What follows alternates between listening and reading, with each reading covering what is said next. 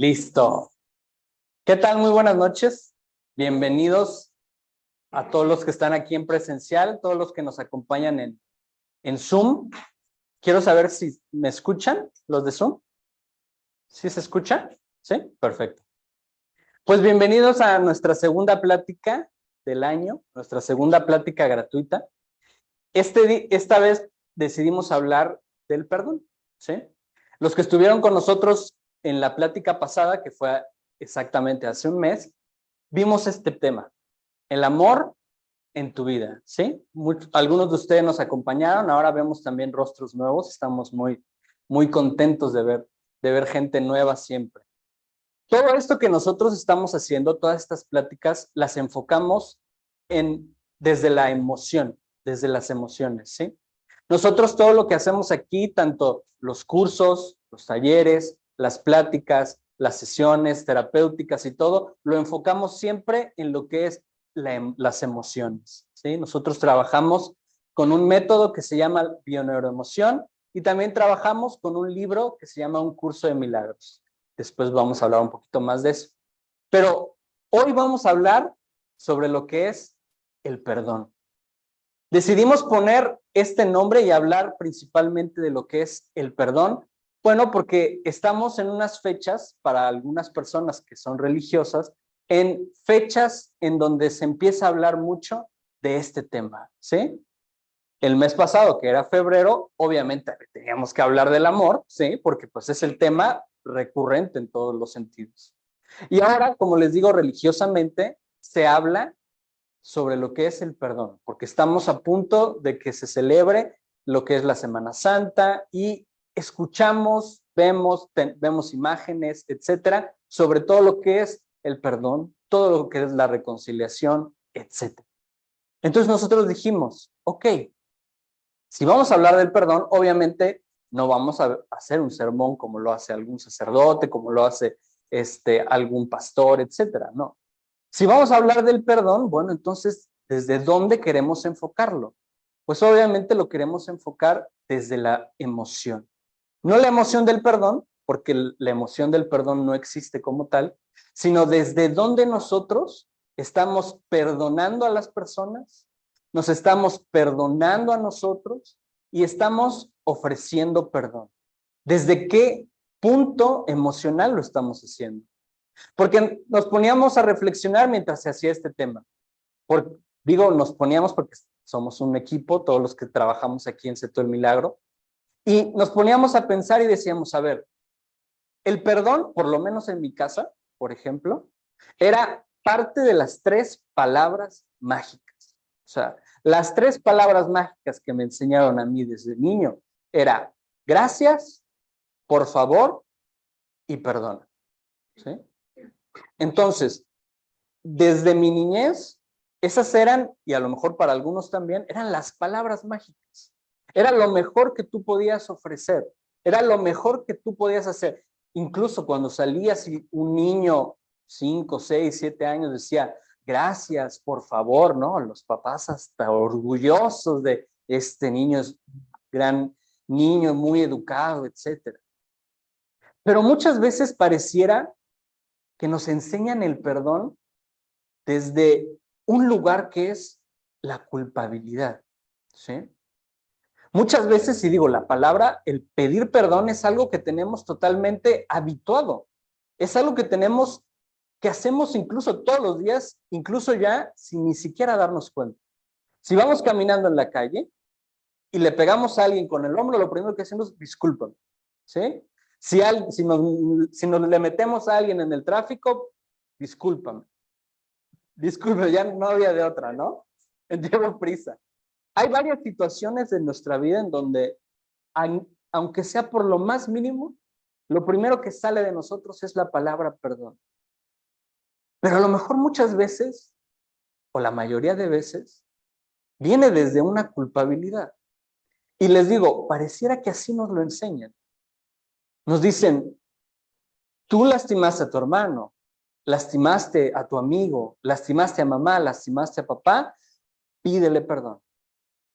Tú robaste un muñeco, tomaste algo que no es tuyo, pide perdón. porque lo que haces está mal. Y pareciera entonces como que se nos queda la idea de que pido perdón porque yo soy culpable de algo. No porque realmente yo esté arrepentido o porque realmente yo entienda desde dónde estoy pidiendo perdón. Entonces nos poníamos a reflexionar que a lo mejor desde un punto inicial, desde nuestras primeras etapas de vida, cuando empezamos a hablar, cuando empezamos a tener una poca conciencia, cuando empezamos a actuar por nosotros mismos desde pequeños y nos empiezan a enseñar esta palabra viene desde la culpabilidad, desde el decir, yo hice algo que ofendió al de enfrente, entonces yo soy el que tiene que pedir perdón. Y cuando alguien me hace a mí algo, yo hago culpable al de enfrente. Y lo que quiero que haga esa persona es que me pida perdón. Entonces ahí estamos, tanto culpándonos nosotros como culpando al de enfrente. Y muchas veces, yo creo que el perdón no tiene ese enfoque inicial. El perdón debería de venir desde un lugar, desde el corazón,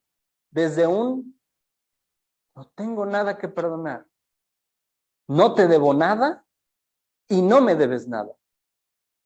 Pero si nos pusiéramos a reflexionar ahorita en este momento, o si durante el día nos pusiéramos a contar las veces que pedimos o que exigimos el perdón, podríamos a lo mejor pensar desde qué plataforma emocional lo estoy pidiendo o lo estoy ofreciendo. Y si esa plataforma emocional es la culpabilidad, entonces a lo mejor no lo estoy ofreciendo de la mejor forma. Y a lo mejor no lo estoy exigiendo de la mejor forma. Por eso decimos, perdonar es sanar. Pero es empezar desde el principio con esta plática, de decir, entonces, ¿qué es el perdón? Y desde dónde nosotros deberíamos pedirlo, no pedirlo, exigirlo, darlo o no darlo. Y eso es lo que vamos a estar viendo durante esta hora y media que vamos a estar platicando. Vámonos desde el origen, ¿sí? Porque si nosotros pensamos y estudiamos y entendemos el origen de una palabra, podemos entender también desde dónde y cuáles son algunas de las formas en las que lo hemos estado nosotros deteriorando, ¿sí? Dice, la palabra perdón, perdonar, viene del latín perdonare y significa dar completamente o liberar de una deuda, ¿sí? El prefijo per es completamente total y donare es regalar. Aquí nos encontramos con algo bien interesante y bien bonito, porque ya desde el significado nos está diciendo desde qué plataforma, desde dónde nosotros deberíamos ofrecer o solicitar el perdón de alguien. En el sentido de decir, bueno, yo lo doy libremente y lo exijo libremente. Se escucha a lo mejor raro combinar la palabra exigir con libertad, ¿no? Pero a lo mejor el exigir libremente es decir, a tu libertad, a la libertad del de enfrente, sin yo molestarme, sin yo culparlo, sin yo enojarme, veo si lo hace o no. Y si lo hace o no, me afecta o no me afecta. Pero si nos vamos al origen de esta palabra, es dar completamente, liberar de una deuda. Pero hay una frase que a mí me repiten mucho cuando doy algunas terapias. Y me dicen, sí, César, claro que lo perdono, pero no olvido. ¿Sí? Creo que hasta debe ser un nombre de telenovela, ¿no? Perdón y no olvido. ¿Sí? Esa es una frase típica y que a lo mejor muchos de nosotros la hemos usado, ¿no? Yo perdono, pero el dolor está. Yo perdono, pero no olvido lo que me hizo. Entonces, pensando en el origen de la palabra, ¿estamos perdonando? Pues ya desde ahí no lo estamos haciendo. Y yo entiendo Y hay muchos casos que nosotros recibimos en terapia en el que decimos, ok, obviamente es complicado, ¿no? Existen lo que son las infidelidades, existe lo que es la violencia, existen muchísimas situaciones que no solamente hieren a uno emocionalmente, sino que también físicamente. Y nosotros aquí no queremos decirles, a partir de hoy, les hagan lo que les hagan, los perdonan y punto. No, porque sabemos que es un proceso, porque sabemos que es algo que nosotros tenemos que ir trabajando poco a poco. Una persona me decía, César, ¿sabes qué? Yo te entiendo perfectamente. Yo sé que hay que perdonar a quien me hace daño. Y yo, por ejemplo, sé que el alcohol me hace daño, pero lo perdono y por eso lo sigo tomando, me decía. Aunque me haga daño, lo perdono desde el fondo de mi corazón.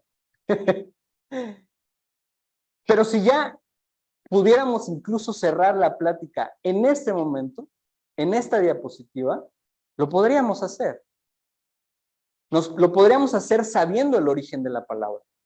Y lo podríamos hacer incluso durante el día a día, reflexionando este origen. ¿Lo estoy dando completamente? ¿De verdad estoy liberando a la persona de una deuda? ¿De verdad lo estoy haciendo?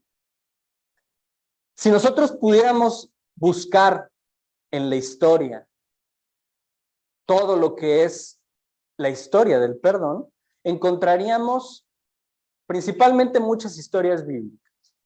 Encontraríamos muchas historias en las que los reyes, los emperadores, le perdonaban la vida a alguien más. ¿Sí? Esas son más o menos las historias que uno puede encontrar si se echa un clavado a la historia sobre el perdón. Sobre perdonarle a alguien la vida, ya sea en un duelo, ya sea por haber cometido haber faltado a la ley, etcétera. El día de hoy, en estos tiempos, ya no es tanto así. Ya no es tanto que venga alguien y nos perdone la vida, ¿no? Como se hacía antes. Pero también podría ser desde un enfoque emocional. Si nosotros estamos diciendo que perdonar es sanar, también perdonar es librar de una deuda.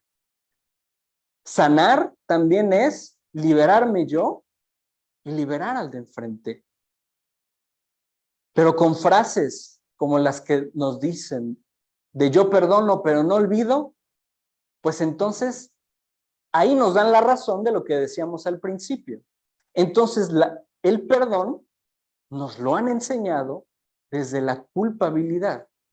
¿Qué diferente sería si a un niño, si a un joven, si a un adolescente, en vez de decirle, le pegaste a tu hermano, pídele perdón porque eso no se hace?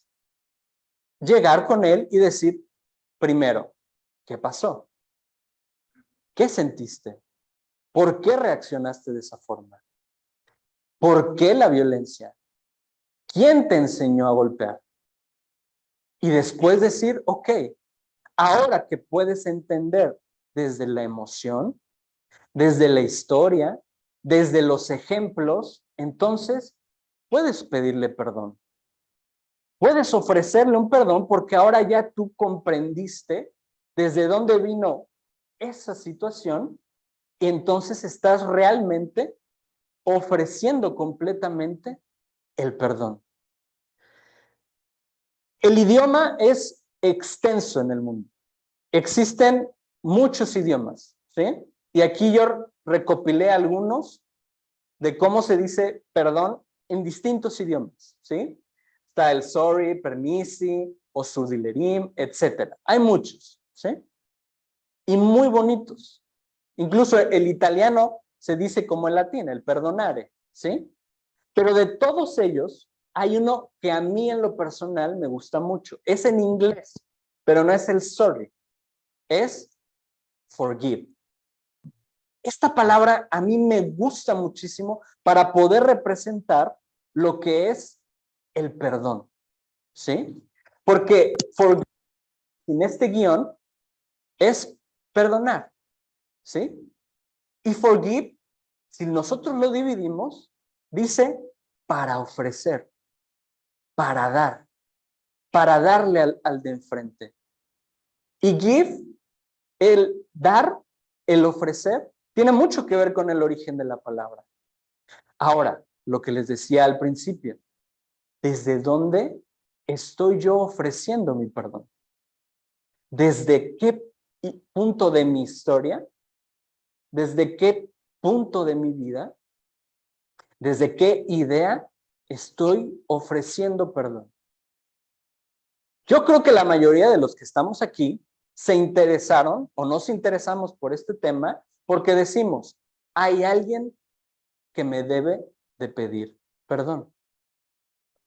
O a lo mejor la mayoría dice, yo quisiera perdonar. ¿En cuál de las dos se siente? En las dos también puede ser.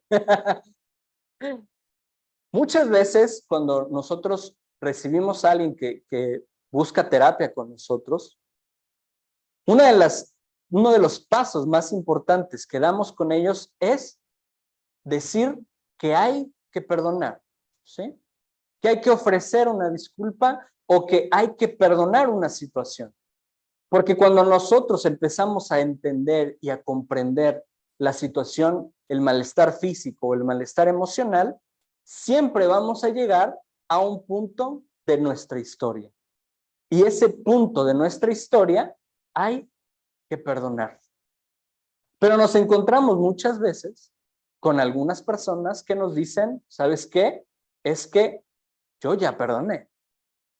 Yo siento que ya perdoné a la persona. Yo siento que ya perdoné a mi papá, yo siento que ya perdoné a mi mamá. Ya, o sea, eso no me funciona. Eso que me dices no me funciona. ¿Sí? Y se van y luego regresan y se van y luego vienen por la misma situación y le digo, ¿ya estás listo para pedir perdón? ¿Ya estás listo para perdonar?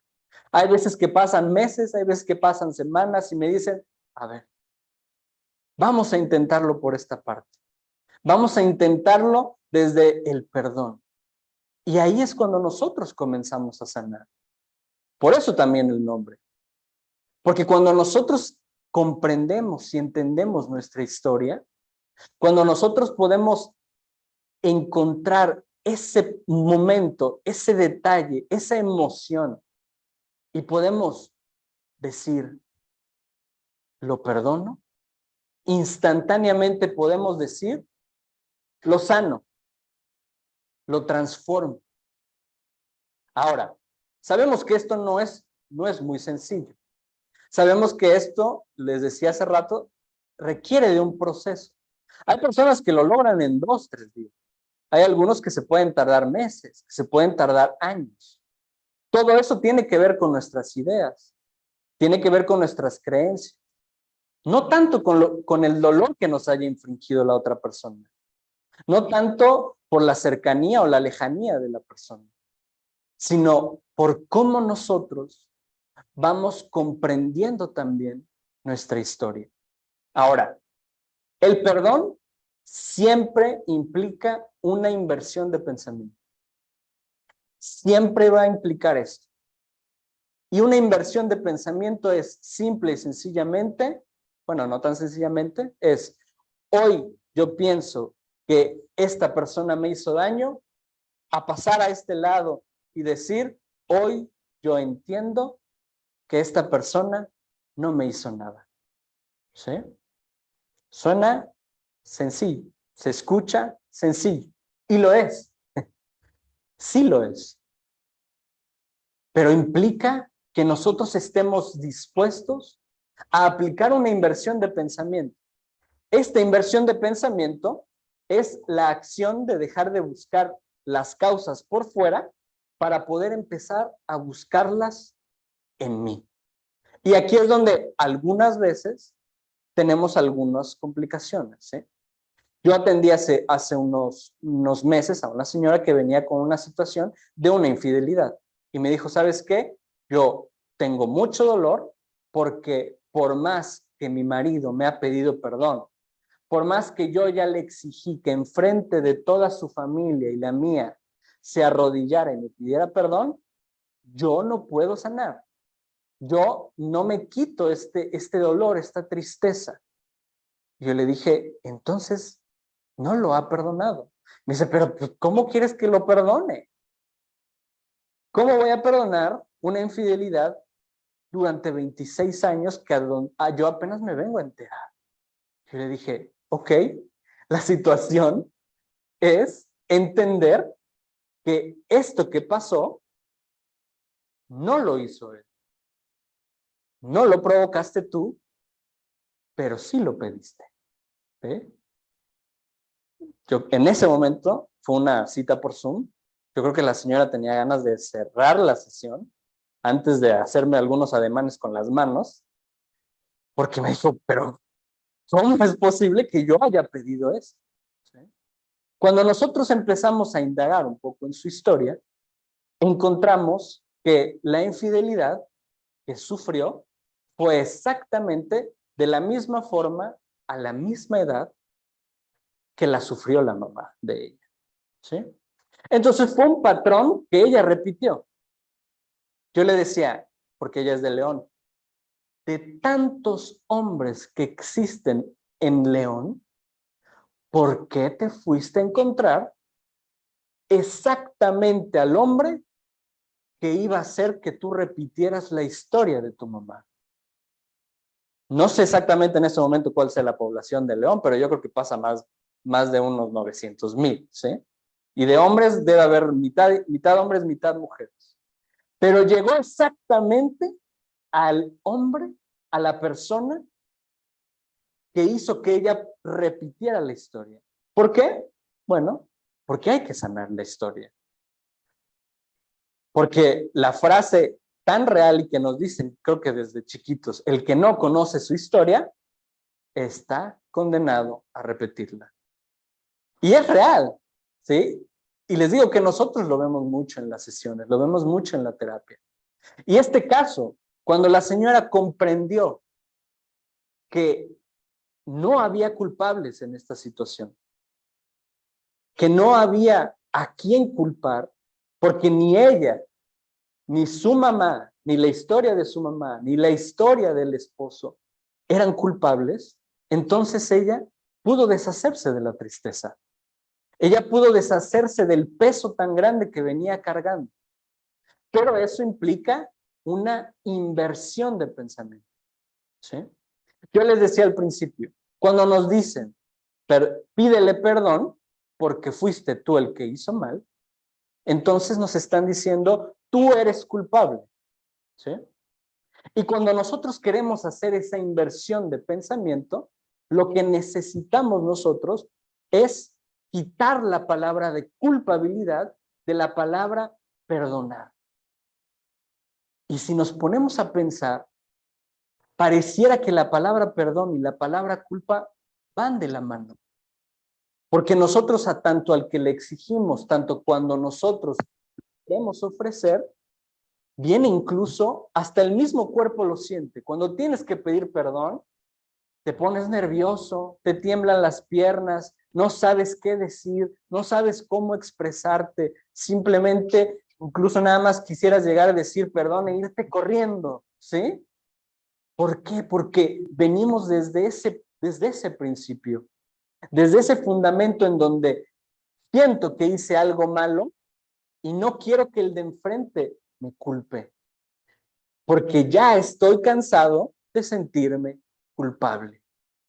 Entonces, si podemos ahora imaginar y visualizar la palabra perdón y la palabra culpa caminando de la mano, podemos también hacer una inversión de pensamiento y decir, para yo pedir perdón, o para yo perdonar, o para creer que alguien me debe una disculpa, necesito separar estas dos palabras. Necesito separar estas dos emociones. Necesito hacerlas a un lado para yo irme al origen de la palabra y darlo completamente. Y liberar a la persona y liberarme realmente yo de esta situación y de este dolor. Dice el psicólogo Carl Menninger, dice, y esto está bien interesante, esta frase que dice, el perdón no es un acto de voluntad. Ya desde ahí nos podemos detener en la frase y comentarlo. El perdón no es un acto de voluntad. No es algo que nosotros hacemos voluntariamente. Como les decía, parece que nos entrenan para pedir perdón. Parece muchas veces que desde pequeños nos entrenan para ofrecerle perdón a todo aquel que va caminando, a todo aquel que yo siento que ya le hice, y si ya pisé a alguien, perdón, y si ya le pegué a alguien, perdón, y si en el súper ya le pegué con el carrito, perdón, ¿sí? Parece que se nos ha entrenado para pedir perdón, pero se nos ha entrenado para perdonar, es muy diferente. Pedir perdón y perdonar es muy diferente. El perdón nos sale de la boca inmediatamente cuando nos empezamos a sentir culpables de algo. Pero ¿qué tan inmediato nos sale un te perdono? ¿Qué tan inmediato nos sale un te libero de tu deuda? Te libero de esta situación y me libero yo también de esta situación. Eso es menos común. Por eso nos dice, el perdón no es un acto de voluntad. No lo es. Pero es un proceso durante el cual nos vemos obligados a salir de nosotros mismos. Y he aquí en la situación. Y aquí el meollo del asunto.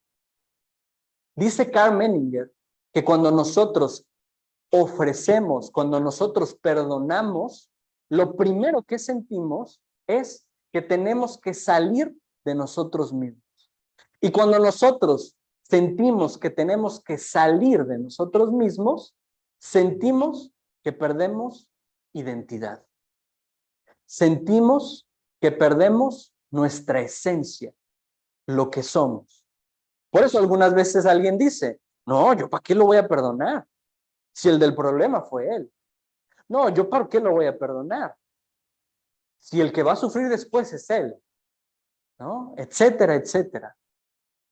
Porque sentimos que nos quedamos sin identidad. Porque sentimos que nosotros entonces estamos siendo alguien que no somos. Sentimos que nos estamos saliendo de lo que nosotros queremos ser. Y al salir de nosotros mismos, sentimos esta pérdida de identidad. Pero cuando nosotros logramos salir de nosotros mismos, logramos salir también de todas nuestras creencias, de toda nuestra historia, de todo lo que nos han enseñado, y podemos empezar también a ser nosotros mismos.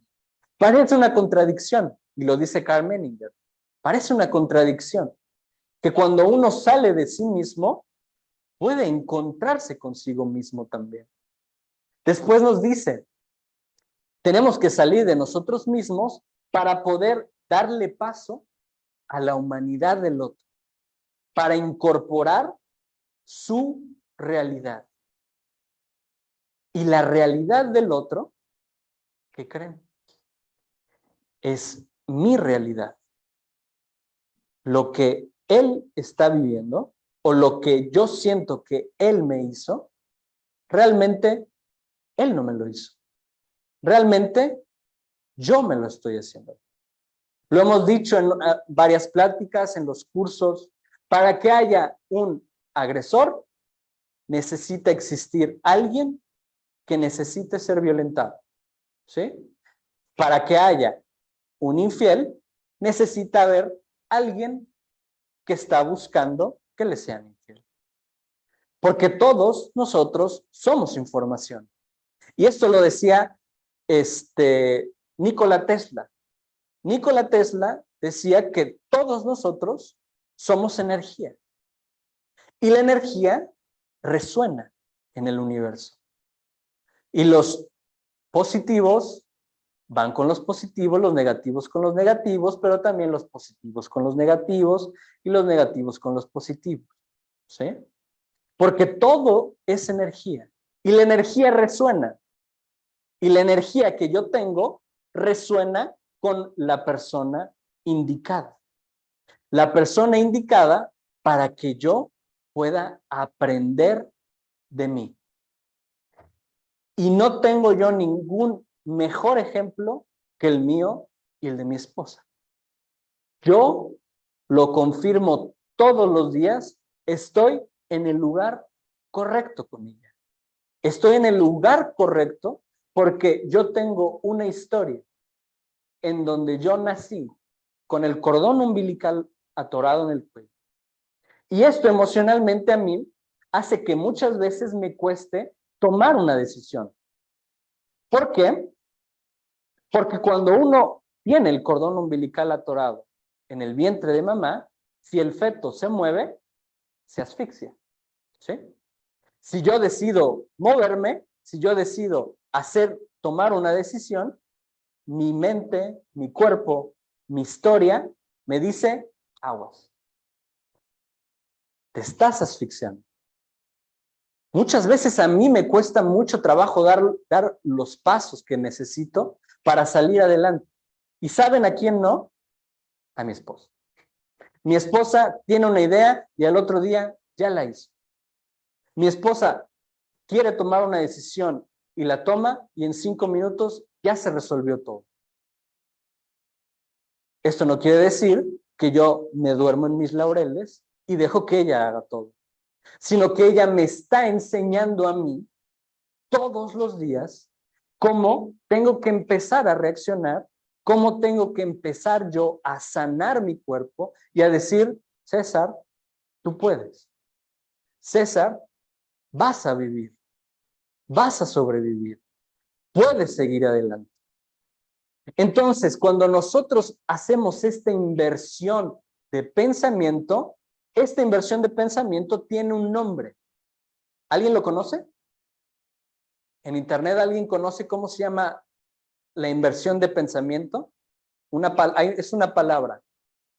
Si no se la saben, bueno, por eso vinieron, ¿verdad? ¿Para qué les estoy preguntando? Metanoia. Esta es la palabra, metanoia. Y es una palabra que, al igual que forgive, me encanta, me fascina. Metanoia viene del griego metanoia, o sea, es igualito, ¿sí? O sea que si ustedes quieren presumirle a alguien que hablan griego, díganle esta palabra, porque es exactamente la misma. Viene de metanoia, y metanoia significa una transformación espiritual. Eso significa metanoia.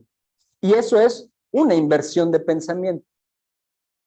En el momento en el que nosotros podemos empezar a hacer esta transformación espiritual, es cuando nosotros podemos entender nuestra historia y darnos cuenta de una situación bien interesante que dice que cuando entendemos que tanto lo bueno como lo malo que nos ocurre en nuestra vida ha venido a enseñarnos, perdonar se hace innecesario. Ese es el cambio de perspectiva. Esa es la metanoia que hoy quisiéramos compartir con ustedes. Que la palabra perdón ya no debería de existir. La palabra perdón es irrelevante.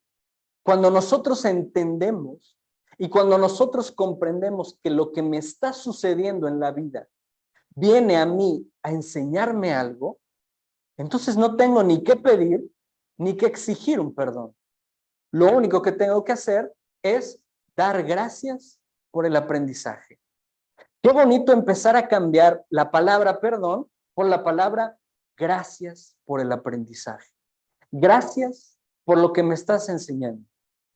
Yo estoy consultando en estos momentos, bueno, no en estos momentos estoy en la plática, sino estoy consultando a una chica que también es de León y que ella me cuenta que tiene un dolor muy fuerte porque ella se casó muy joven, se embaraza, ella tiene una serie de problemas con su primer esposo, se separan y ella pierde la custodia de su hijo.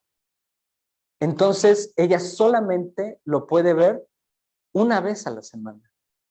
Fue una situación muy fuerte, fue una situación muy complicada, en donde incluso la mamá de esta chica fue testigo en contra de su hija. Fue una situación muy complicada, muy fuerte. Y ella me dice que hasta el día de hoy se siente muy culpable por haber perdido a su hijo. Así lo maneja ella. Me siento muy culpable por haber perdido a mi hijo. Y cuando nosotros empezamos a indagar un poco en su historia, nos empezamos a dar cuenta que ella repite mucho la historia de su mamá. Una de las cosas que nosotros trabajamos aquí en Seto del Milagro, en las terapias, es algo que se llama nuestro transgeneracional, en donde podemos ubicar de qué persona de nuestra familia nosotros estamos repitiendo su historia. Y cuando nosotros nos dimos cuenta que ella estaba repitiendo la historia de su mamá, la primera pregunta obligada fue, ¿tu mamá perdió algún hijo? Y la respuesta fue, sí. Antes de que yo naciera, se embarazó, nace un niño y a las 2 semanas se muere. Y mi mamá, desde ese entonces, se siente culpable por haber perdido un hijo. Simbólicamente, ella pierde un hijo en un juicio. La mamá lo hace por situaciones de salud, el niño no sobrevive, pero al final la información era la misma. Estoy perdiendo a un hijo. Y la culpabilidad era exactamente la misma. Entonces yo le dije, necesito que platiques con tu mamá. Necesito que hablen de este tema, porque era algo que la mamá tenía muy guardado, que no quería contárselo a nadie. Y cuando se lo cuenta a ella, y cuando lo platican, y cuando lo hablan, cuando lo lloran, cuando lo sanan, después me dice, ya puedo dejar de trabajar la culpabilidad. Ahora vámonos a otra cosa. Y es exactamente esto que estamos viendo aquí. Cuando yo puedo entender que no existe ni lo bueno ni lo malo, sino que todo lo que sucede en mi vida es para un aprendizaje, entonces ni pido ni exijo perdón. Simplemente me muevo hacia un sentimiento o una emoción más alegre, que es el agradecimiento. Y eso es ahí cuando nosotros podemos emplear el perdón como un método de sanación personal y como un método de sanación colectiva. Porque cuando yo me empiezo a sanar, puedo empezar a sanar toda mi historia. La situación es esta, que esto también es algo que escucho algunas veces en terapia, que es que si yo tengo a alguien a quien culpar, entonces ¿por qué responsabilizarme de lo que está ocurriendo en mi vida? Y eso es algo muy común. Eso es algo en el momento en el que nosotros decidimos proyectar nuestra situación, cuando nosotros decidimos cargarle a alguien la culpa, entonces yo siento que estoy libre. Y yo siento que voy caminando por la vida como un santo, como alguien que no le hace daño a nadie, como alguien que es perfecto y que todos le deben una disculpa. Cuando yo estoy responsabilizando constantemente al de enfrente, entonces nunca me voy a hacer cargo de mí. Nunca me voy a hacer cargo de mi situación. Nunca me voy a hacer cargo del verdadero dolor que yo tengo. Y a mí me encanta recibir a las personas que vienen con esta idea. Porque poco a poco, mientras vamos platicando, mientras vamos encontrando más situaciones, me empiezan a decir, yo me siento mal, yo me siento culpable, yo me siento inferior, yo me siento con mucho enojo, con mucha tristeza, etc. No es el de enfrente, soy yo. Muchas veces nos encontramos con algunas personas que nos dicen, es que yo quiero que me ayudes a sanar lo que me hicieron. ¿Sí? Y eso es lo más fácil que podríamos llegar a hacer. Yo normalmente les digo, bueno, ¿sabes qué? Pues viniste al lugar equivocado. ¿Eh? Porque entonces, ¿por qué no me trajiste a esa persona? ¿Por qué viniste tú? ¿No? Así como muchas veces les he dicho en algunas de las pláticas, en algunos de los temas, si ustedes escuchando esto están pensando, híjole, ¿cómo no vino mi mamá para que escuchara este tema? Híjole, ¿cómo no vino mi tío, mi primo, mi hermano para escuchar esto? Pues entonces estamos haciendo esto. Estamos proyectando nosotros algo que realmente es de nosotros. Y esto de la proyección es algo muy impresionante. Y es una forma bien interesante en la que nuestra mente, de una forma, juega con nosotros. El ejemplo que pone mi papá siempre es el de un cine. Porque en el cine hay una proyección. A mí me gusta mucho poner el ejemplo del cañón. ¿Sí? El cañón que está ahí nos está proyectando una imagen. Pero esa imagen no es del cañón. Esa imagen es de la computadora. ¿Sí? Entonces, el cañón está viendo lo que la computadora le dice que ve. Y tal vez no está viendo lo que el cañón quiere ver. Tal vez el cañón ahorita quisiera ver un partido de fútbol o la novela, no sé. Pero está viendo pues las diapositivas del día de hoy. Cuando nosotros proyectamos, porque nosotros también lo hacemos, cuando nosotros vemos que lo que el de enfrente está haciendo algo que a mí me molesta, que a mí me daña, que a mí me enoja, que a mí me enferma, entonces no es el de enfrente el que lo está haciendo. Soy yo el que me lo estoy haciendo, a mí. Y el ejemplo perfecto es, y casi siempre ponemos aquí, es, llega una persona, nos dice, ¿sabes qué? Es que ayer fui con unos amigos, fui con mi familia a cenar unos tacos y me cayeron bien mal. Tengo mucho dolor de estómago, me cayeron muy mal esos tacos. La pregunta que le hacemos primero es, bueno, entonces me imagino que toda tu familia tiene el mismo dolor de estómago. Dice, no, solo yo. Entonces, ¿cómo me explicas que todos comieron de la misma carne, del mismo taquero, de la misma persona, y solo tú tienes este dolor de estómago? Y esto lo veíamos aún más explícito en el tema que vimos en diciembre. El tema que vimos en diciembre fue una Navidad diferente. Y hablábamos de que en esas fechas, la enfermedad de la gripa se iba para arriba. O sea, es una cosa impresionante. Que cuando empieza el frío, los frentes fríos, y la gente ya todos andan con sus pañuelos, con su gripa, etc. Nosotros les comentábamos que la gripa no es otra cosa más que una emoción en donde yo tengo o mucho rencor o mucho enojo o tengo que pasar tiempo con las personas con las que no me gusta pasar tiempo. Porque al final la Navidad es tener que juntar a la familia, cosa que no a mucha gente le gusta. Por eso vienen tantas enfermedades, desde lo que es la gripa, todo lo que es la sinusitis, etc. Y eso es estar proyectando en los demás.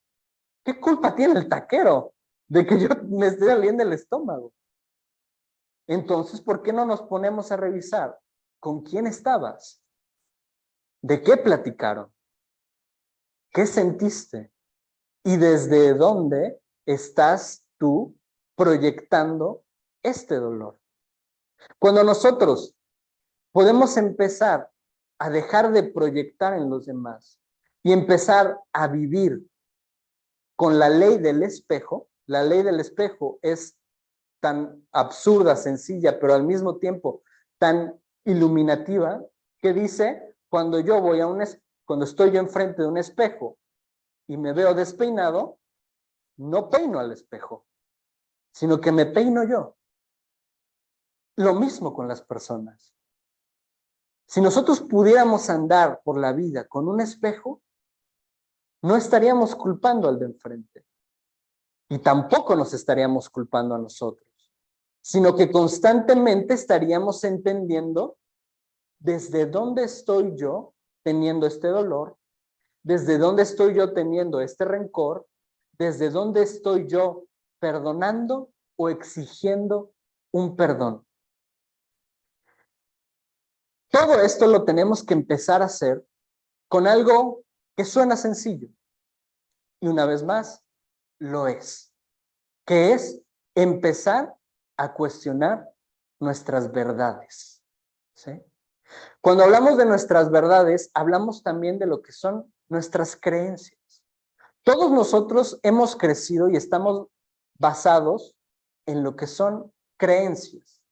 Existen creencias familiares, creencias sociales, creencias religiosas, y todas estas creencias, todas estas ideas nos van moldeando. Ojo, no son malas, no son buenas, son creencias. Es información que nosotros a lo largo de nuestra vida hemos ido recopilando por un simple fin, que es sobrevivir, vivir el día a día. Las creencias que yo tengo no son las mismas que tiene mi esposa, por ejemplo. A pesar de que convivimos todos los días, no tenemos las mismas ideas y las mismas creencias. Diría Ricardo Arjona, qué aburrido sería vivir en pareja, ¿no? Mi hermano y yo nos llevamos 1 año y medio y lo que él piensa es muy diferente a lo que yo pienso. Sus ideas y sus creencias, a pesar de que nos educó la misma mujer, la misma mamá, tenemos ideas muy diferentes. Y cuando nosotros podemos empezar a entender cuáles son mis creencias, cuáles son mis verdades, qué es lo que yo creo que debería de ser. Cuando nosotros empezamos a cuestionar todo eso, es cuando podemos empezar a dar el siguiente paso. Dice, si tenemos el objetivo de seguir evolucionando, de seguir creciendo y ser cada vez seres más completos, entonces llega el punto en el que se hace necesario empezar a cuestionar todo aquello que un día asumimos como una verdad. A mí me encanta mi ejemplo que a mí me dijeron, no puedes cenar sandía. No puedes cenar sandía. ¿Sí? Y a mí me lo dijeron muchísimas veces. ¿Por qué? Porque te revuelve el estómago y no sé qué. Yo no sé qué tío comió sandía que terminó con un dolor que lo llevó al hospital, que desde ese día mi familia dijo, nadie cena sandía. ¿Sí? Y pues, a mí me gustaba mucho, principalmente en los días de calor, era algo que me refrescaba mucho. Cuando en familia empezamos a cuestionar nuestras verdades, podemos cenar la sandía que queramos. Y no pasa absolutamente nada. Pero esa no es mi creencia favorita. Mi creencia favorita era, no puedes bañarte después de comer. ¿Alguien se lo han dicho? ¿Sí? ¿Por qué? ¿Qué pasa? A mí me dijeron que te da el patatús, que te desmayas. ¿Sí? ¿Y saben cuántas veces me he bañado después de comer? ¡Un montón! Y aquí sigo. Y no me ha dado el patatús. Pero cuando nosotros podemos empezar a cuestionar todas estas ideas, todos estos orígenes, como una vez discutíamos en uno de los temas, el origen de la creencia de que cuando vas a la alberca, cuando vas al mar, no te puedes meter después de comer, tienes que esperar. Bueno, a mí me decían 30 minutos. 2 horas, ok, vamos a 2 horas. Y cuando discutíamos sobre esta creencia y decíamos, vamos a pensar que el origen de esta creencia es una familia, una mujer que tiene 5 hijos y los llevan a un lugar en donde hay mucha gente, como suelen ser las playas, como suelen ser las albercas, hay mucha gente. Entonces, los niños pequeños, lo que más quieren es jugar, el tobogán, el agua, etcétera. Ahora imagínense cuidar a 5 niños, 5 chamacos, y que no se ahoguen. La preocupación de la mamá. Y por fin, después de un tiempo de estar ajetreados viendo uno que ya se subió al más alto, uno que le da miedo el agua, uno que no se puso sus flotadores, etcétera, por fin los 5, los 6 o los 7 se sientan a comer. Paz, tranquilidad. Los niños comiendo, agarran el sándwich y dicen, sale, ya me voy. No, no, no. Tienes que esperar 2 horas para que yo pueda descansar tantito. Tal vez ese es el origen de esa creencia. ¿Alguien lo ha puesto a prueba o les da mucho miedo? Obviamente yo no me voy a hacer responsable si alguien lo quiere hacer. Pero lo podríamos intentar y decir, esta solamente es una idea, es una creencia, es algo que nos han inculcado, es algo que nos han dicho y nosotros lo hemos tomado como una verdad. Y lo más importante, si nosotros queremos empezar a evolucionar, a tener una mente más consciente, si nosotros queremos también empezar a sanar física y espiritualmente, primero tenemos que cuestionar nuestras verdades, cuestionar nuestras creencias. Y aquí yo puse 3 pasos, y estos 3 pasos podría resumirse en una sesión de terapia que nosotros damos. Lo primero es identificar el conflicto. ¿Cuál es mi conflicto? ¿Qué es lo que me duele? ¿Qué es lo que me lastima? Después encontrar el origen y después tomar conciencia del origen para empezar a liberar. Y yo les voy a poner un ejemplo real, un ejemplo que he estado atendiendo estos últimos días, de un conflicto de migraña. Un conflicto de migraña, o sea, un dolor de cabeza intenso. Llega esta chica conmigo y me dice, no puedo más con mis dolores de cabeza. Tengo que tomar 5, 6 pastillas al día porque todo el tiempo me está doliendo la cabeza. Todo el tiempo sufro de la migraña.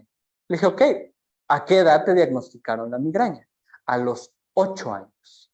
Y dije, madre mía, a los 8 años. Le digo, ok, de los 8 años a los 20 y tantos que tienes ahorita, ¿ha habido algún momento en tu vida en donde ese dolor ha desaparecido? Me dice, sí. Perfecto. ¿Cuándo? Las veces que he estado lo más lejos de mi familia. Ok, ya empezamos bien. Ya empezamos a entender, a encontrar desde dónde viene esta situación de migraña. Emocionalmente, la migraña tiene algunos significados, ¿sí? Podría ser alguien de mi familia que era analfabeta. Puede ser alguien de mi familia que intelectualmente se sintiera o se siente muy inferior a los demás. Y si nosotros nos ponemos a pensar el momento en el que estamos viviendo y el momento que vivieron nuestros abuelos o bisabuelos, son tiempos muy distintos. Muchos de nuestros abuelos no terminaron su escuela. Muchos de nuestros abuelos no aprendieron a leer. Muchos de nuestros abuelos ni siquiera aprendieron a escribir. Entonces, mi pregunta obligada siguiente con esta chica fue, ¿alguien de tu familia es analfabeta? Tu respuesta fue, no. Perfecto. Siguiente pregunta. ¿Alguien de tu familia se siente inferior intelectualmente? Y en ese momento le cambió la mirada y me dijo, mi abuelita. Le digo, ok, cuéntame un poco de la historia de tu abuelita. Dice, bueno, mi abuelita nace en la Ciudad de México y la hacen venir a Jalapa. Ella deja a su familia y ella durante toda su vida se sintió muy inferior a mi abuelo. Todos los problemas los resolvía él. Todas las situaciones económicas, laborales, problemas, él tenía la última palabra y ella no podía decir absolutamente nada. Y si nosotros íbamos y le queríamos preguntar algo, siempre nos decían, es que yo no sé, mejor vayan con el abuelo. Y esta situación emocional, este sentimiento de que la abuela tenía, ahora lo tiene ella.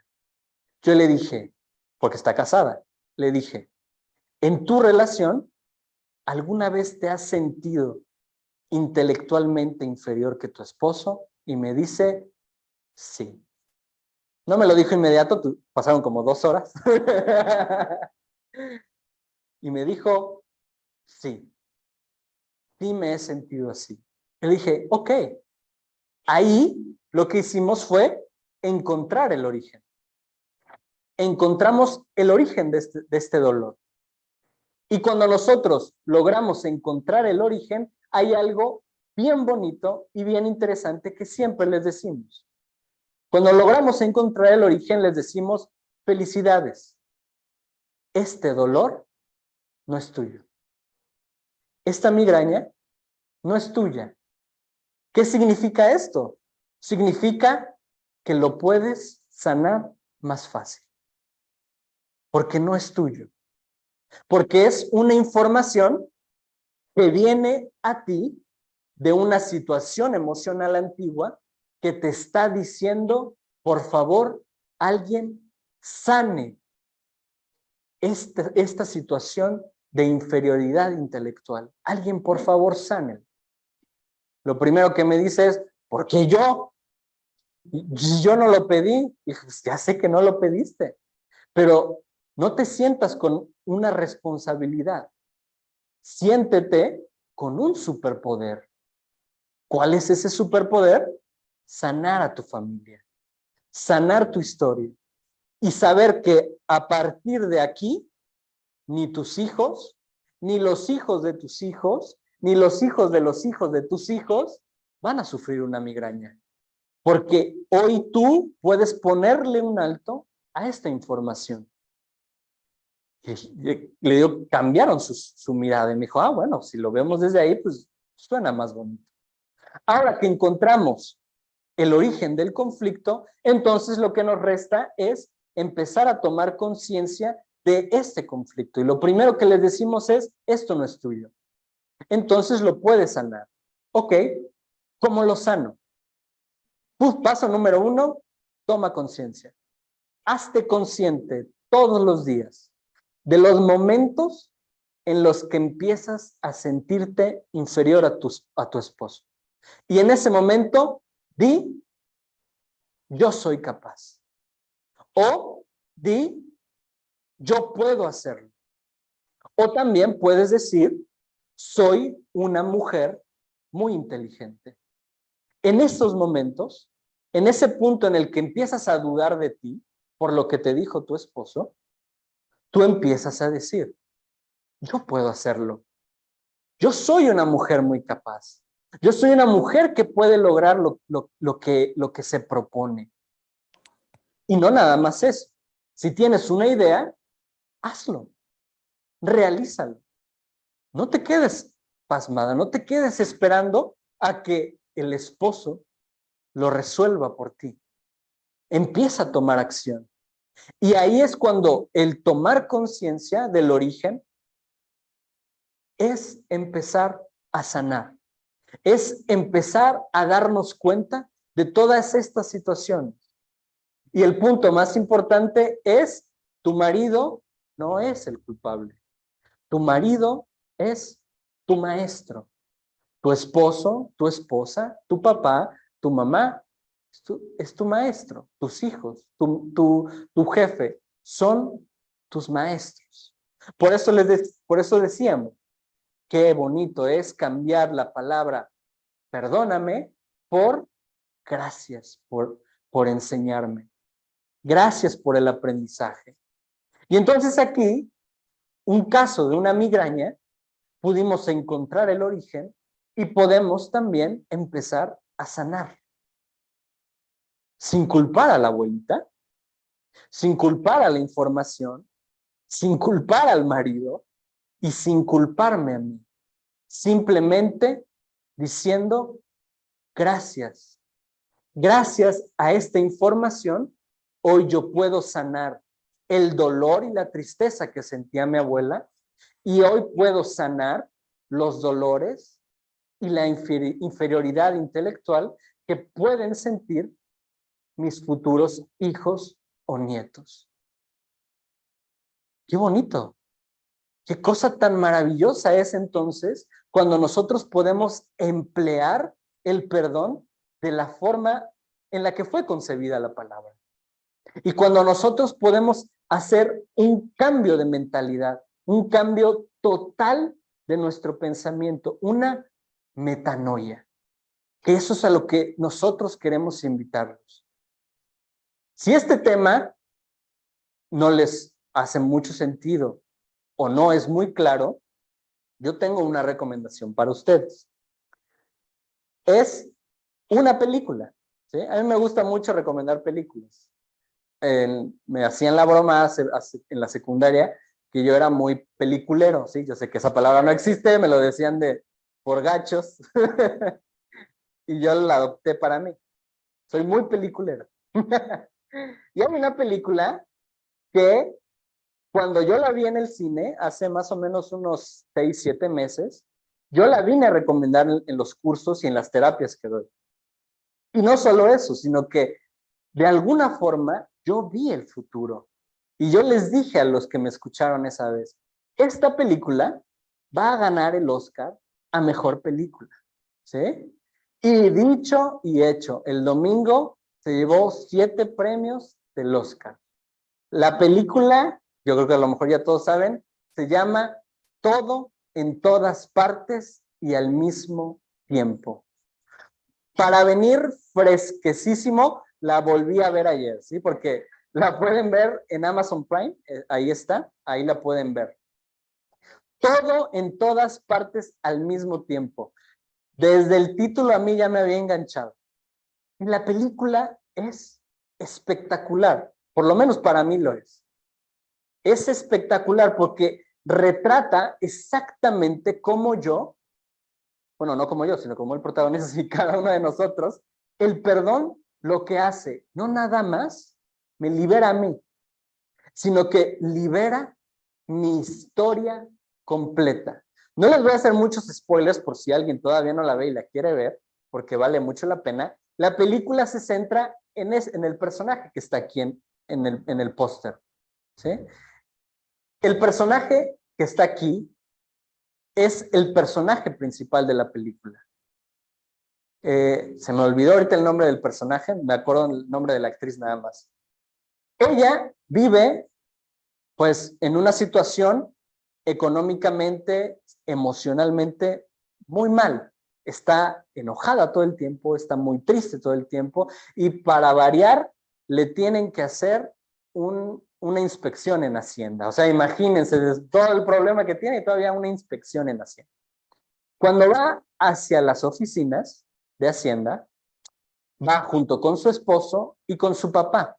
Con los dos tiene un conflicto, conflictos muy diferentes. Bueno, parecían diferentes, pero los conflictos son muy parecidos. Y en el elevador, el marido, el esposo, de repente hace esto. Y ya no es el mismo, sino que ahora es el esposo, la misma persona, pero de otro universo. Y viene a decirle a ella que por favor la ayude porque quiere derrotar a una persona que está causando mucho dolor en todos los universos. Yo sé que en este momento todos me están viendo con una cara, pero ¿de qué estás hablando? ¿Con qué cigarro te viste esta película o qué? ¿Cómo le hiciste? Pero cuando nosotros vemos el detalle de todos los posibles universos, todas las posibilidades y todos los universos en los que ella vivía y cómo de cada uno de ellos saca una enseñanza, un aprendizaje y cómo al final ella lo que hace es sanar todos sus universos, sanar toda su historia. No les estoy haciendo ningún spoiler, no, para que luego no me reclamen.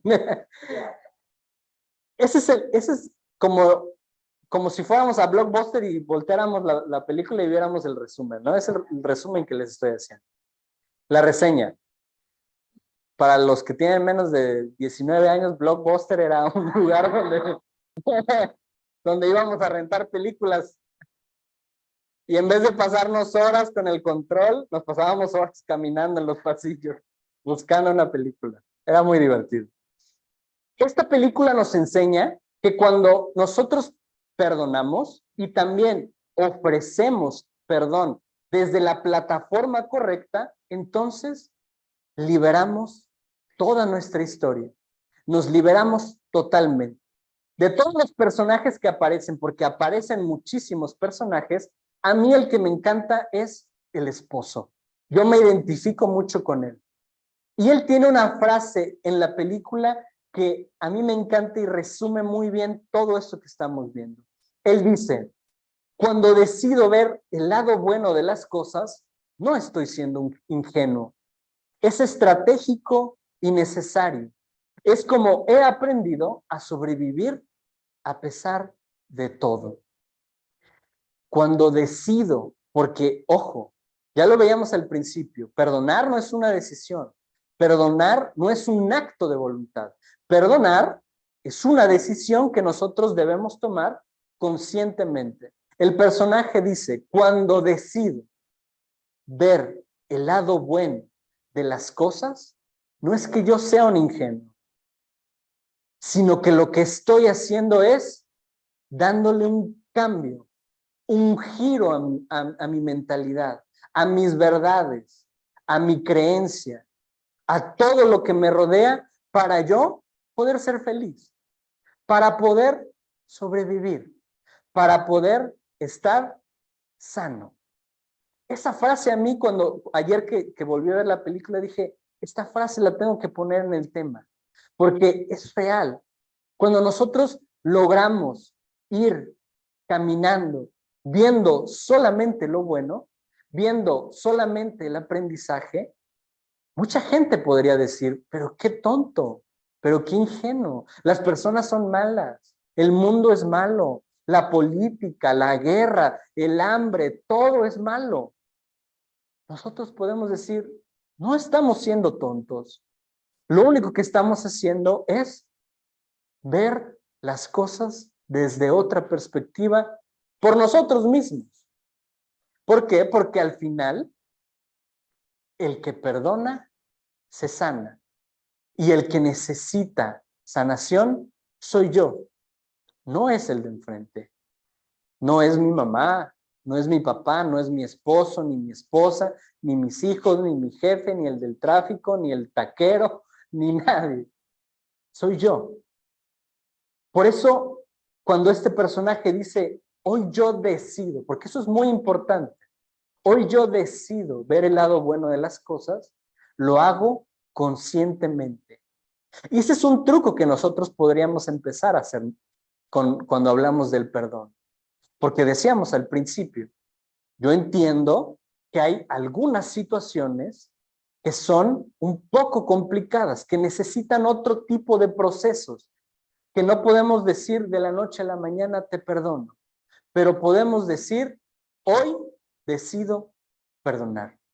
Hay una canción que a mí me gusta mucho que es de un grupo que se llama Mago de Oz, que dice hoy decido ser feliz. Y la canción dice más o menos lo que estamos diciendo. Tal vez la situación no es la mejor, tal vez lo que yo estoy viviendo, lo que yo estoy experimentando no es lo mejor, pero hoy decido ser feliz. Tal vez mañana ya me la crea. Entonces, cuando yo hay algo que no puedo perdonar completamente, puedo decir, hoy decido perdonar. Mañana ya veremos, pero por lo menos hoy decido perdonar. Y tal vez, de tanto que lo repetimos, hasta un día nos la creemos. Hasta un día decimos, ya no necesito perdonar. Perdonar ya es innecesario. Ese es un ejercicio en el que nosotros podemos empezar a entrenar también nuestra mente, a decirle, vamos hacia allá. Tal vez ahorita no podemos, pero vamos hacia allá. Pasito a pasito, pero vamos a llegar. Ahora, el perdonar tiene muchos beneficios y muchos beneficios para la salud. Si lo que les he dicho todavía no les convence, a lo mejor esto les podría convencer un poco más. No perdonar puede causarnos resentimiento, ira, rencor, odio, deseo de venganza, etc. Por eso, liberarnos mediante el perdón puede ayudarnos a nivel físico y mental en los siguientes aspectos. Yo puse 3, pero hay muchos más. Favorecer a nuestra salud cardiovascular. ¿Sí?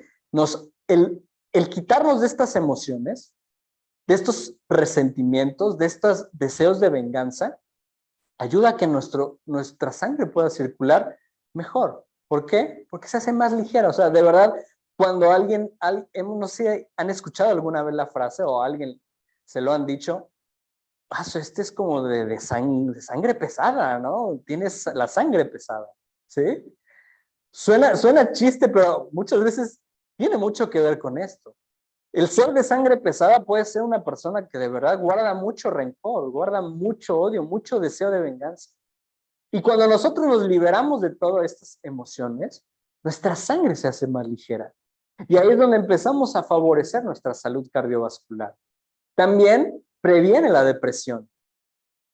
No saben la cantidad de jóvenes menores de 20 años que yo he recibido aquí por problemas de depresión. Son muchísimos. La depresión pareciera que es la enfermedad de moda, ¿sí? Parecería que es la enfermedad de hoy. Hace algunos años era la bulimia, era la anorexia, a otros años ha sido otra. Este año, a raíz de la pandemia, la depresión es algo que ha surgido mucho, especialmente en los jóvenes. Y yo lo he comentado con varios de los que han venido aquí a sesión conmigo. Y yo les decía, qué bueno que vienes, porque también, así como la depresión empieza a ser algo consciente, el tomar terapia es algo que también se está haciendo más consciente. En otras generaciones no lo era. Otras generaciones decían, no, ir al psicólogo, no, me van a ver feo, van a decir que yo estoy mal. Ahora ya se hace más consciente, ahora ya se hace más necesario incluso. Pero la depresión también viene de estos sentimientos. También viene del no aprender y saber perdonar una situación. Uno de los casos más comunes entre los jóvenes que vienen conmigo, que tienen un caso de depresión, es la separación de mamá y papá. ¿Sí? Ese es uno de los casos más comunes. ¿Y qué sucedió ahorita en pandemia? Los hijos, los jóvenes, bueno, antes de pandemia, estoy en clases, estoy en la escuela, estoy en un deporte, estoy con mis amigos, etc. Lo que nos hizo la pandemia es llevarnos de regreso al lugar del que estábamos escapando, que era casa. Casa, simbólicamente, emocionalmente, es el vientre de mamá. Y en el vientre de mamá suceden muchas emociones, que muchas veces, como padres, como madres, no hemos sabido gestionar del todo. Y ahora nuestros hijos vienen con una situación a raíz de esta situación, a raíz de un embarazo, de violencia, a raíz de situaciones emocionales, de conflictos, etc. Ahora en pandemia, lo que nos dijeron es, vuelve al vientre de mamá, vuelve al seno materno. Y ahí empezaron a salir muchísimas situaciones emocionales. Pero cuando nosotros empezamos a ser conscientes de que perdonar nos libera del odio, de la ira, de los deseos de venganza, entonces también podemos comprender que ahí podemos atacar lo que es la depresión. podemos encontrar tanto el origen como empezar a trascenderlo. Y también lo que hace es mejorar nuestra autoestima. Cuando nosotros decimos gracias por el aprendizaje, cuando nosotros entendemos y decidimos que no hay nada que perdonar, podemos mejorar nuestra autoestima. Porque ya no estamos dependiendo de que el de enfrente venga y me pida perdón. Porque ya no estoy dependiendo de una emoción, de un sentimiento de culpabilidad en donde yo tengo que irle pidiendo perdón a todo el mundo. Y ahí es donde empezamos nosotros también a sanar esta parte. Por eso les decía, si todavía no les había convencido, a lo mejor con esto podríamos convencerlos un poco más. Y para ir cerrando, para que no se queden con la idea de que yo soy muy peliculero, también les voy a recomendar un libro, para que vean. Bueno, es una película basada en un libro. Pero este libro está basada en una historia real y con esta historia es con la que quiero cerrar, ¿sí? El libro se llama La isla de los delfines azules. Es una historia real de una mujer en los años 1800 que vivía en una isla con su familia. Es en la isla de San Nicolás, que está por California, en Estados Unidos. Está a varios kilómetros, pero en el mismo radio de California. Y ella vivía con toda su tribu ahí. Un día se dieron cuenta que venían desde la Antártica unos barcos y que les pidieron que por favor pudieran embarcar ahí y empezar a cazar los animales que estaban en esa zona. Les dijeron, claro que sí, lo pueden hacer, pero la mitad es para nosotros, porque al fin y al cabo son nuestras tierras. Las personas aceptaron el trato y empezaron a cazar. Ellos tenían prohibido acercarse a estos hombres. Los veían de lejos, pero no se podían acercar. Cuando llega el momento en el que terminan de hacer la caza, ellos deciden partir sin dejarle la mitad a la isla.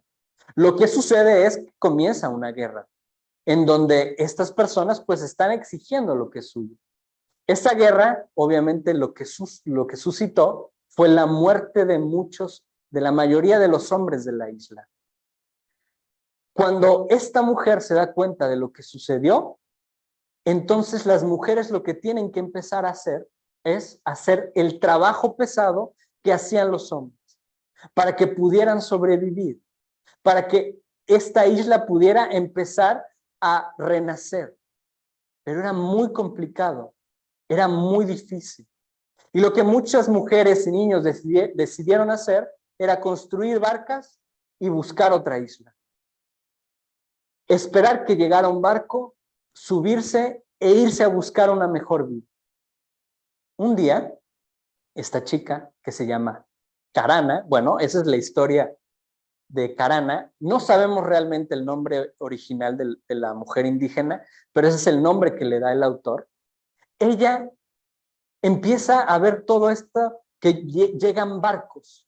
Entonces ella y su hermano deciden que se van a subir a uno para escapar, porque la isla va a quedar ya solitaria. Mientras están subiendo al barco, su hermano dice, olvidé mi lanza y yo no puedo ir a ningún lugar sin mi lanza. Se baja del barco y va corriendo a la aldea a buscar su lanza. Entonces Karana lo está esperando y le dicen, ¿sabes qué? Es que ya nos tenemos que ir. Por las condiciones del océano, por las condiciones climáticas, nos tenemos que ir ya. Ella dice, espérenme tantito, voy por mi hermano. Corre, lo alcanza, toman la lanza, regresan a la orilla y los barcos se fueron. 18 años estuvo Karana en esta isla solitaria, sin nadie. No volvió ningún barco después de eso. No hubo ni siquiera un contacto con con tierra, nada. Se quedó ella sola con su hermano en esta isla.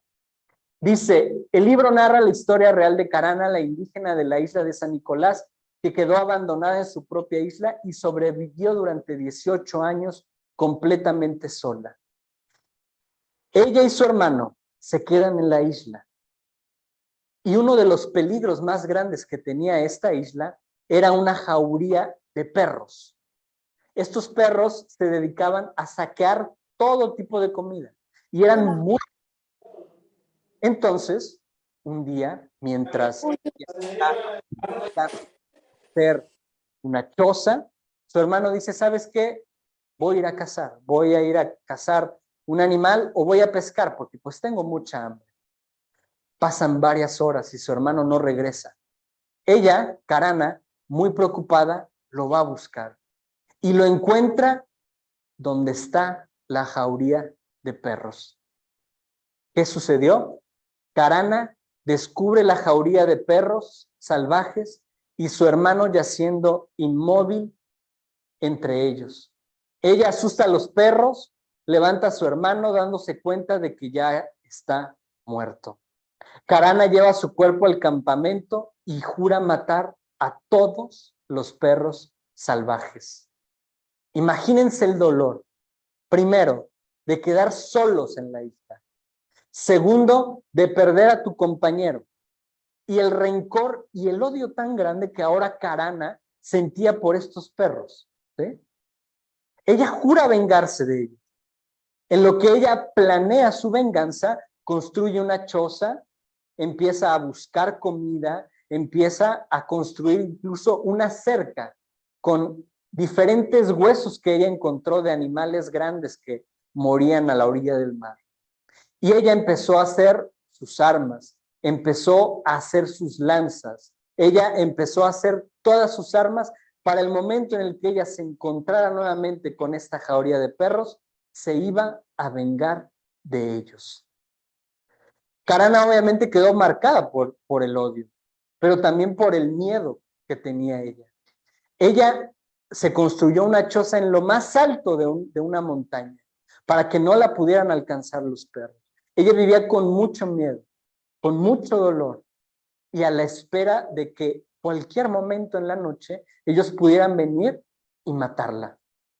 Dice, Carana quedó marcada por el miedo y odio hacia él, tanto que un día que lo vio acercarse, lo hirió de muerte en el cuello con una flecha en su arco. Ella se encuentra a los perros, golpea a algunos, pero al perro que mató a su hermano, agarra una lanza y se lo entierra. El perro no se muere. El perro regresa a su cueva. Y ahí está durante varios días el perro. Y Carana todos los días que pasaba, escuchaba la respiración del perro, cómo empezaba a agonizar. Dice el libro que sin saber por qué, se mete a la cueva, arrastra al perro fuera de ella y una vez allí, arranca la flecha del cuello y empieza a sanar las heridas del perro con hierbas curativas. Tras varias semanas de esta curación, ella no vivía, no estaba en la cueva, sino que ella se iba en la parte de arriba por el miedo que le iba a ocasionar. Una vez que el perro sanara, sentía que la iba a atacar. Lejos de atacarla, semanas después de que el perro sobrevive, Carana entra a la cueva y lo que ve es al perro moviéndole la cola, feliz de verla. Y en vez de convertirse en su enemigo, se convierte en su mejor amigo. Ella decide entonces que ya no le puede llamar perro, que necesita ponerle un nombre. Y le llama Rontu. Y durante muchos años fueron los mejores amigos. Desde donde ella decidió, después del dolor tan grande, salvar al perro. Imagínense el dolor, la tristeza y el odio que durante tanto tiempo ella guardó. Y cuando hiere a la víctima, ella no sanó. Ella no se sintió bien. Ella no sintió que cumplió con su propósito. Ella no sintió que vengó a su hermano, sino que sintió culpabilidad. ¿Y qué hizo? Ir por la víctima, por el victimario y sanarlo. Y cuando ella decidió sanar a su victimario, ella se sanó también. Y los dos empezaron a formar una vida feliz, sin problemas cardiovasculares, sin depresión y con mucha alegría. Esta historia nos enseña que cuando nosotros vamos caminando en el sentido de la venganza, no estamos completos y nunca lo vamos a estar. Hasta que entonces nosotros no decidamos sanar, perdonar nuestra historia, perdonar a la persona que yo he hecho culpable y así empezar yo una relación muy diferente con el que está frente a mí y conmigo. Y ahí es donde nosotros decidimos y nos damos cuenta que perdonar es sanar, pero desde la plataforma correcta y desde el origen real de esta palabra. Muchas gracias por acompañarnos en nuestra segunda plática gratuita. Durante los siguientes meses vamos a tener otros temas, pero esperamos que este tema haya podido hacer más conciencia en todos nosotros. Y les recordamos que si cada uno de ustedes quiere un milagro, entonces, sé tú el milagro. Así como lo fue Karana. Si tú quieres un milagro, sé tú el milagro.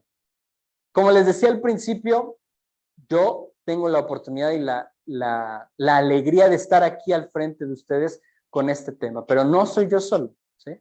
Somos un equipo en donde damos cursos, damos talleres, damos terapias y estamos aquí nosotros muy felices y muy agradecidos de que nos hayan acompañado.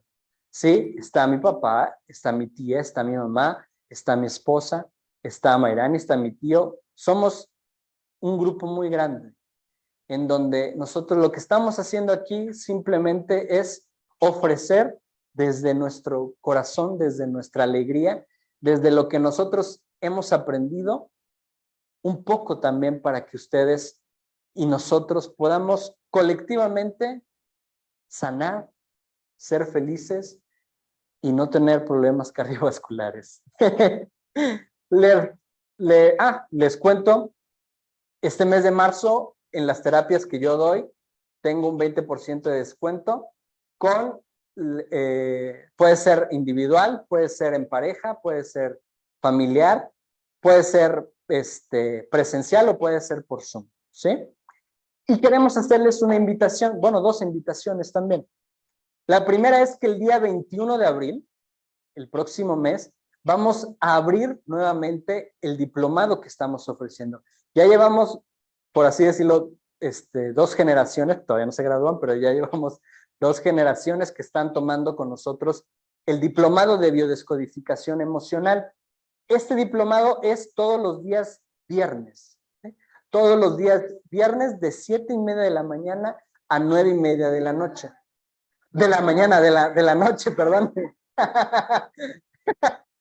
Para irnos frescos al trabajo. De 7:30 de la noche a 9:30 de la noche. ¿Qué es este curso de biodescodificación emocional? Bueno, desarrollarás habilidades para identificar los impactos emocionales que originan un síntoma con la finalidad de trascenderlos, como lo que veíamos del ejemplo que les puse de la migraña. Es algo que nos sirve a nosotros, para nosotros, pero como es un diplomado también en un futuro, una vez terminando el curso, la idea es que también ustedes puedan impartir toda la biodescodificación emocional, puedan dar terapias y puedan también sanarse ustedes mismos y a muchas personas.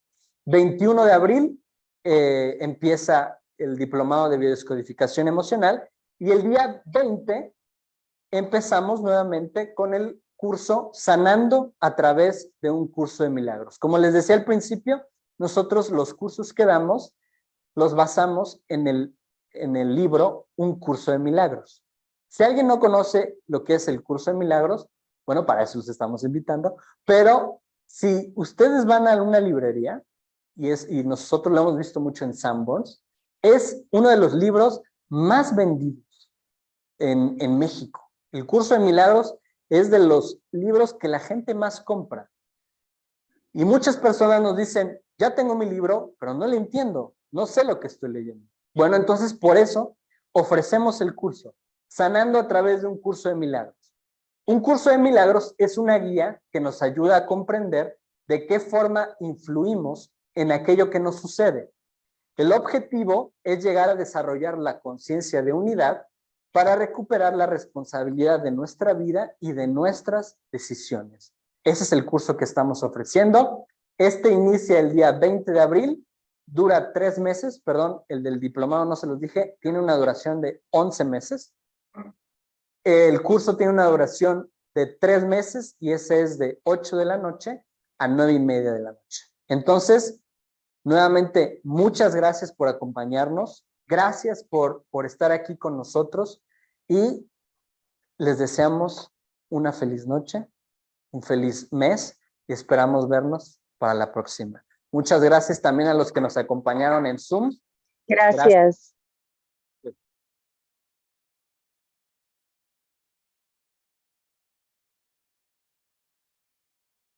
Ajá, sí.